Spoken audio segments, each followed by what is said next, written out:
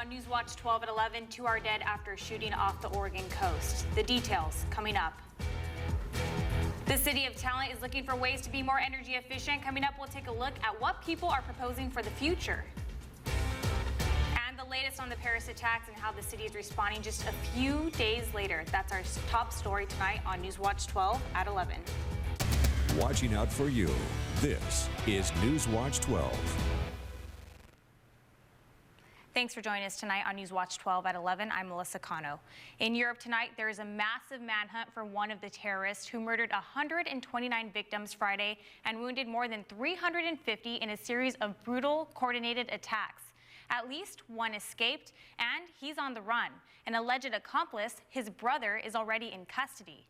The dragnet comes as French warplanes have attacked Syrian bases of the Islamist terror group ISIS, which claims it is behind the carnage. ABC's Marcy Gonzalez has the latest from Paris.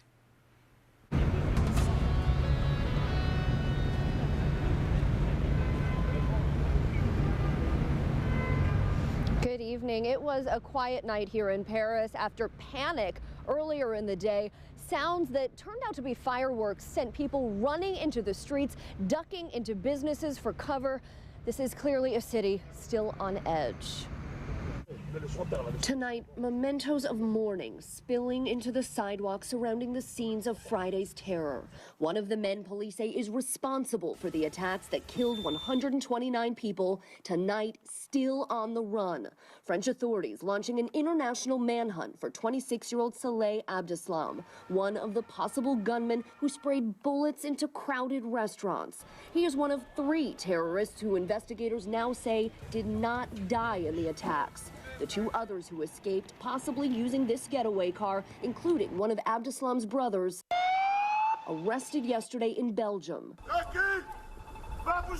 Officials now learning more about all 10 terrorists' ties to ISIS. There is a specific unit on the organization chart of ISIS for external attacks. Officials say ISIS commanders in Syria planned and directed this attack, sending at least one of the Paris killers from Syria to blend in with refugees arriving in Greece. Tonight, the French Air Force responding, dropping more than 20 bombs on the de facto ISIS capital of Raqqa in northern Syria. As the manhunt continues and the heartbreak still pierces from Paris to California. It's always been in my heart, and I think she's going to be in everyone else's heart, too. And several hours from now, a moment of silence will be held across Europe, while here in France, a state of emergency is still in effect. Live in Paris, Marcy Gonzalez, ABC News. Now back to you. Hundreds of people have honored an American student killed in the terrorist attacks in Paris. They attended a vigil for Noemi Gonzalez at the California State University in Long Beach tonight. Her mom says Gonzalez was shot while she was out with friends near a restaurant Friday night. The 23-year-old died in an ambulance on her way to the hospital. You can head to our website, KTRV.com, for more information on the Paris attacks as we continue our coverage throughout the week on Newswatch 12. 2 are dead after a shooting this morning. Police responded in the early hours to a home in Florence off the Oregon coast. Shanu Hira reports. Florence police responded to the 400 block of Hemlock Street early Sunday morning to reports of a possible shooting. When they got to the home, they found one man dead and another injured inside. Just after 2:30 Sunday morning, this quiet neighborhood was awoken by lights and sirens. But it wasn't until Rob Bowman came outside several hours later that he caught a glimpse of investigators still working. Come out, check the mail, and I seen like 4 or 5 cop cars and crime tape across the road here and then down the road a little ways. They're blocked off on both ends. Florence police say when they arrived at the home, one man was dead and another person was injured. Police say that person died later at Peace Harbor Hospital. The violence sending shockwaves throughout the neighborhood. It's quiet. It's really, really weird to see something like that happen. You know, to even hear about it in this neighborhood because it's really quiet and there's mostly older people. Although Bowman says he doesn't know his neighbors across the street, he says it seems unusual that something like this would happen. It seemed like just normal, everyday people. Police Chief Tom Turner quickly took action to calm fears, saying the incident appears isolated and the public is not in danger. Relieving news for Bowman. Because there's too many good people that live here, you know. All my neighbors are really good people. That was Shanu here reporting. Florence police are still investigating this case. Fire students and volunteers put their skills to the test to fight structure fires today. Fire officials say winter months are especially prone to structure fires. During these months, the most common place fires start are in fireplaces. Fire District 3 Battalion Chief says he wants his firefighters to be prepared, and that includes the volunteers and interns. Today, there were perfect conditions for the students to get hands-on experience. Turning now to Storm Watch 12 meteorologist Mike Doyle in the Weather Center. Now they're talking about perfect experience for fighting fires. Yes. How's it going to look for the rest of the week? Are we going to have those conditions? I would say yes for Monday, Tuesday, and Wednesday. Then Thursday, a little bit drier. But yeah, Monday, Tuesday, Wednesday, we'll see some wet, some more of a damp forecast for us, meaning they could be some good firefighting days for them as well. Things are starting to dry out here for this evening. Saw a lot of that rain coming pretty hot and heavy early this morning. As the day went on, it started to fall apart, becoming more scattered and more isolated. And now we're seeing some drier conditions for this evening, and will stay dry for tonight into early tomorrow morning. So your commute to work tomorrow should be not that bad. We'll see a couple slick spots on the road here and there, but no more rain for tonight or snow for tonight. But then another round of showers that will come back to the forecast Monday afternoon, so tomorrow afternoon. But our snow levels do start out low for tomorrow morning, right around 2,000 to 3,000 feet, and they'll warm up to around 6,000 feet by the time the rain and snow will get here. So it means the higher terrain will see some more dusting to more inches of snow for tomorrow afternoon. That will last until Wednesday morning, but the day itself on Wednesday shouldn't be too bad, partly cloudy skies. But then another round of showers will come back to the forecast Thursday night into Friday, and it will dry up for the weekend. So more details about this Thursday night storm, that's all coming up in just a moment. A Southern Oregon city is looking into how to be more energy efficient while saving money and creating jobs at the same time. The City of Talent is partnering with Rogue Climate to look for ways to make the community more sustainable. Researchers say Talent runs on about 64% coal energy. The next source after that is gas, supplying about 13% of the city's energy. A few more sustainable options like wind and hydropower help make up the rest. But Rogue Climate says it thinks they can move to even more resources like solar panels while creating more jobs in the clean energy field. We want to help Talent residents and businesses take advantage of those to start reducing our energy and transitioning to clean energy and really taking action on climate change here locally in a way that benefits everybody. Officials say the ultimate goal is to have Talent running on 100% clean and renewable energy. This week, get some ultimate recipes from Southern Oregon's top chefs each day on Newswatch 12 midday. Then be sure to watch Newswatch 12 at 5 for the Thanksgiving code word of the day. You'll need that to enter to win a $500 gift certificate from the Butcher Shop and $500 to the Kitchen Company. Enter to win that grand prize each day next week. Find out more on our website, kdrv.com.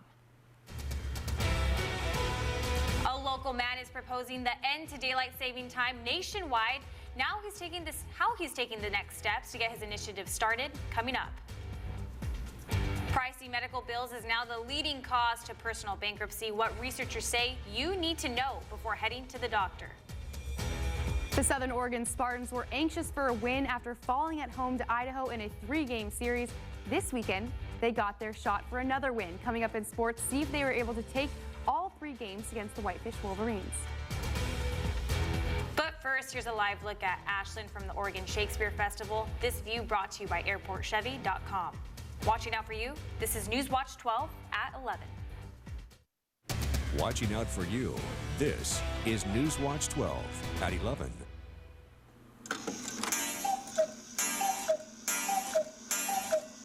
One Southern Oregon man is trying to start a nationwide movement to end daylight saving time.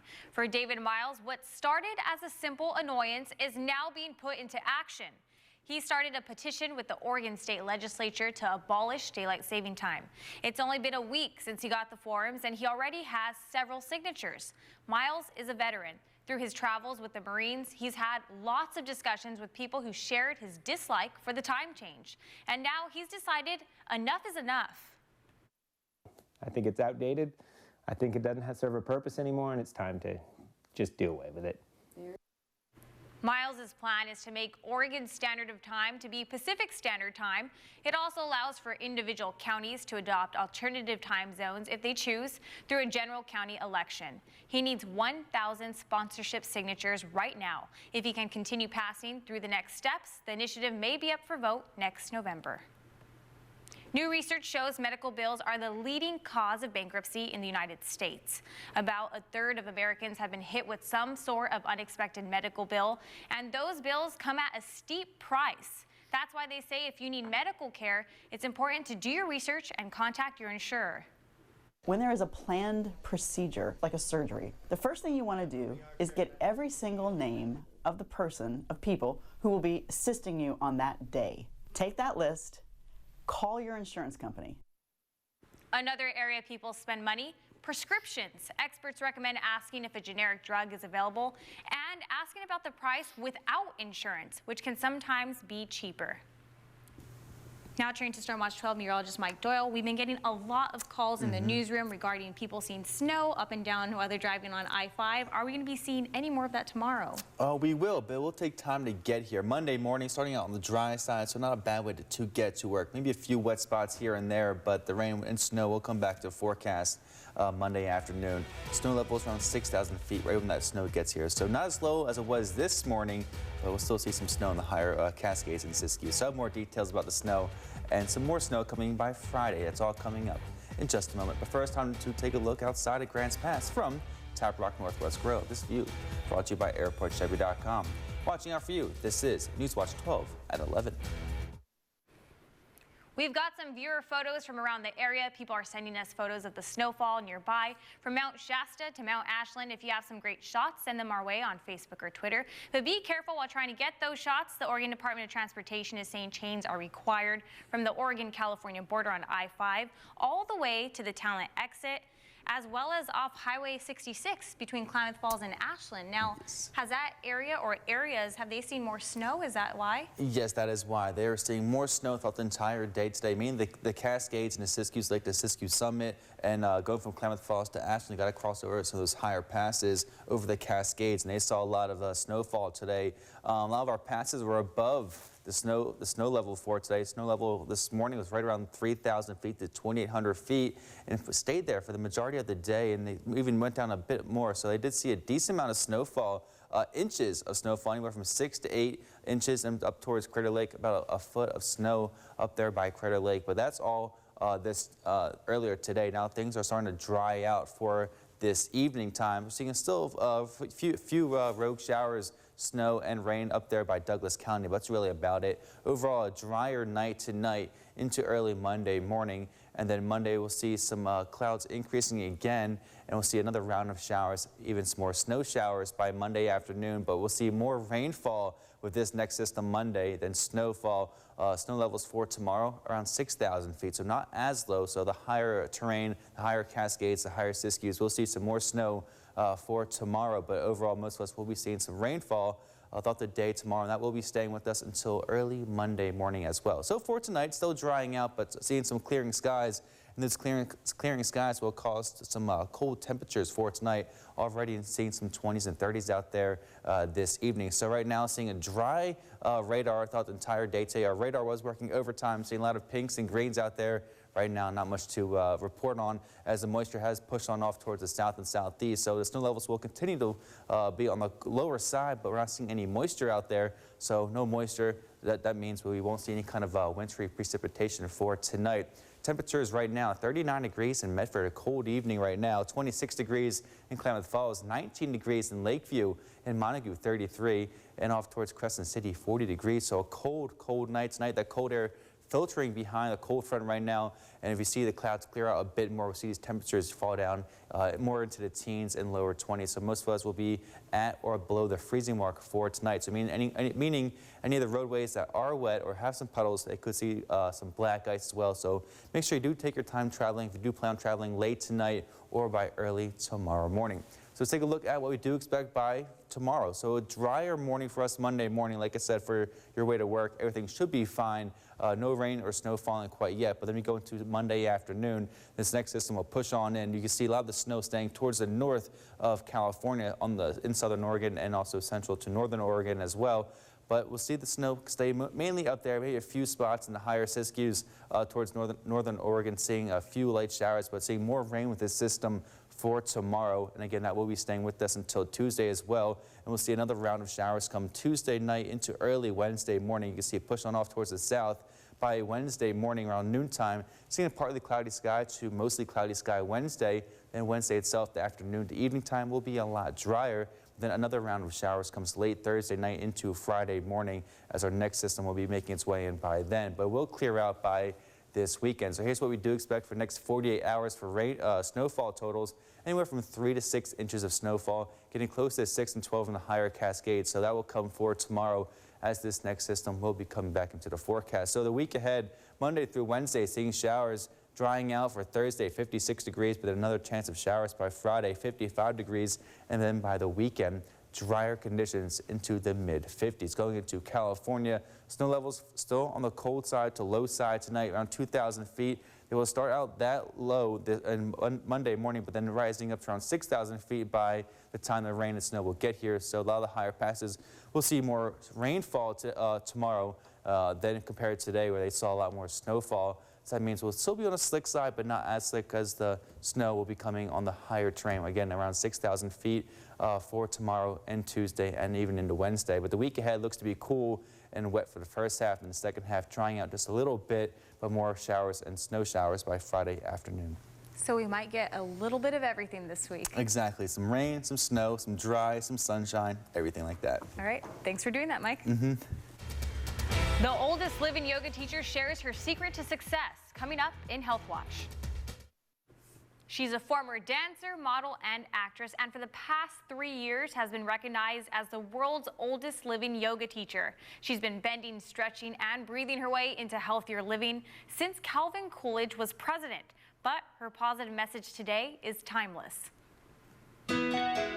Meet the real-life Forrest Gump. Throughout her 97 years, Tal Lynch, like Gump, has witnessed historic moments firsthand and met with some of the most influential icons like Bob Hope, Dalai Lama, and Deepak Chopra. But unlike the famed character played by Tom Hanks, her secret isn't running, it's yoga.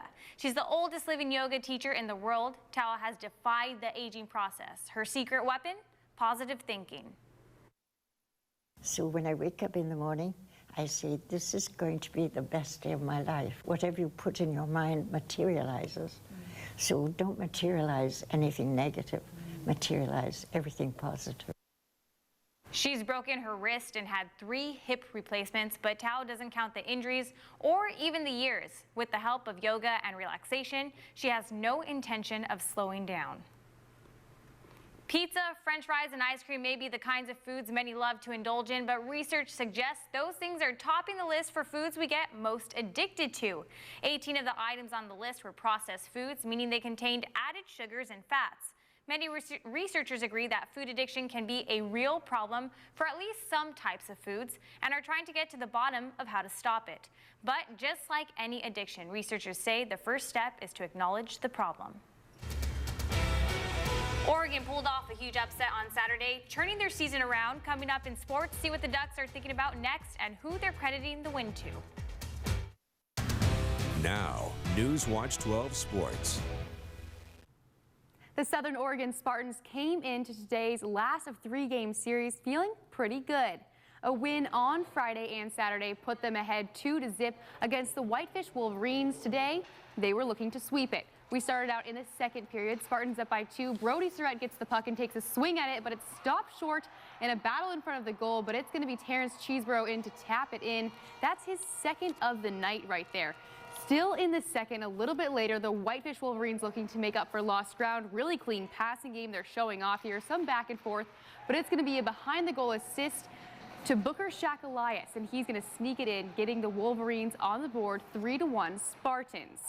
Coming across the ice, Jan Kerkanik to Cheeseboro. Cheeseboro back to Kirkanick, and he smoothly sweeps it in. The Spartans go up 4-1, starting to pull away, and then again in the third, gliding across the ice. It's Cressito assisting another goal, and it would look a little something like that the rest of the game. Spartans win 8-2, 3-zip on the series. The Seattle Seahawks hosted Arizona tonight, both sides showing just how much trust the teammates have in each other. The game began with a moment of silence, like many games around the area, for the tragedy in Paris, but it was really hours after that that the game really got started. Here in the fourth quarter, Carson Palmer is sacked by Cliff Averill and fumbles. KJ Wright is going to recover it. It would lead to a Marshawn Lynch 3-yard touchdown, but the two-point conversion no good. Seattle down by 2. Next series, Carson Palmer fumbles again, and Bobby Wagner picks it up, and he's going to go all the way for a Seattle score, putting Seattle up.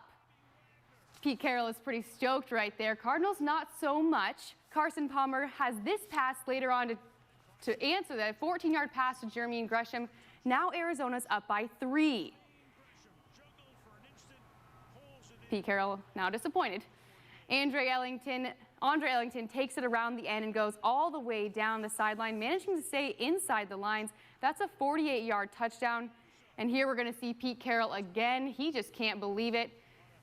Backup QB Drew Staten does his happy dance on the sideline. Seattle falls 39-32.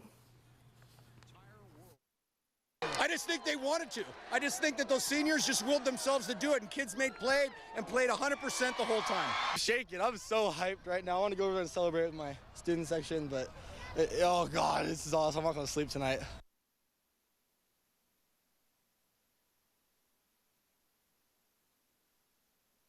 And Central on Friday, Crater and Ashland, the last Southern Oregon team standing. The two will play in a doubleheader at Grants Pass High School on Saturday. Crater against Summit at noon, followed up by Ashland versus Wilsonville at 5. And in between those games, Southern Oregon Raiders will kick off in Ashland for their football championship series. Their win on Saturday helped them get the second at-large bid into the series. They will host Kansas Wesleyan at Raider Stadium. Kickoff is at 4. Many people considered Oregon the underdog this weekend, but the Ducks, well, they didn't. And it's exactly this mentality that pushed them through to upset Stanford, handing the Cardinals their first conference loss. The Ducks decided to be efficient on offense, keep their confidence, and look for their defense to do their thing. We had players to the point of attack, and we didn't give in. I don't think we gave up a bunch of long runs. I'm not sure, but I don't think we gave up the big long run, and that's what we're trying to do is to put more bodies around the line of scrimmage, to squeeze gaps, and then get the second-level guys to make tackles, but not give up the big play. It's good, you know. It's not about knocking them out from the playoff. It's about winning our next game, you know, and for the rest of the season, that's all we're going to focus on, not the playoffs or getting to the Pac-12. We're just going to focus on that next game. If they do want to get back to the Pac-12 championship, Stanford has to lose to Cal in the big game next weekend. Meanwhile, Oregon will host USC on Saturday at Autzen.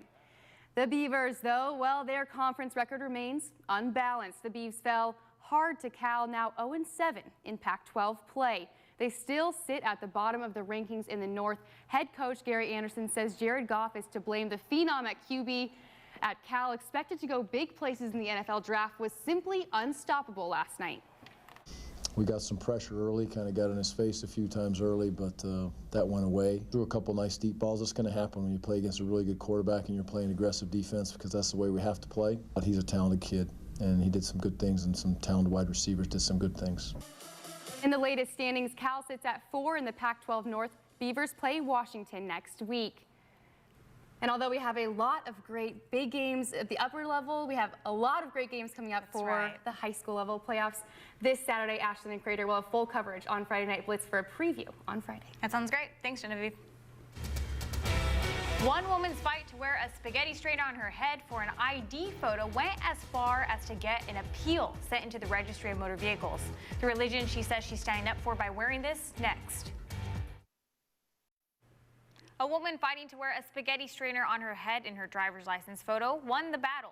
The Massachusetts woman, Lindsay Miller, describes herself as a Pastafarian and a member of the Church of the Flying Spaghetti Monster. The Massachusetts Registry of Motor Vehicles refused to let Miller wear a spaghetti strainer in her driver's license photo until an appeal was filed on her behalf. citing the exception to wear religious headwear. The registry reversed itself before the appeal was heard, and Miller got her photo strainer included. Thanks for joining us for News Watch 12 at 11. Our next newscast is coming up tomorrow morning at 5 a.m. We'll see you then.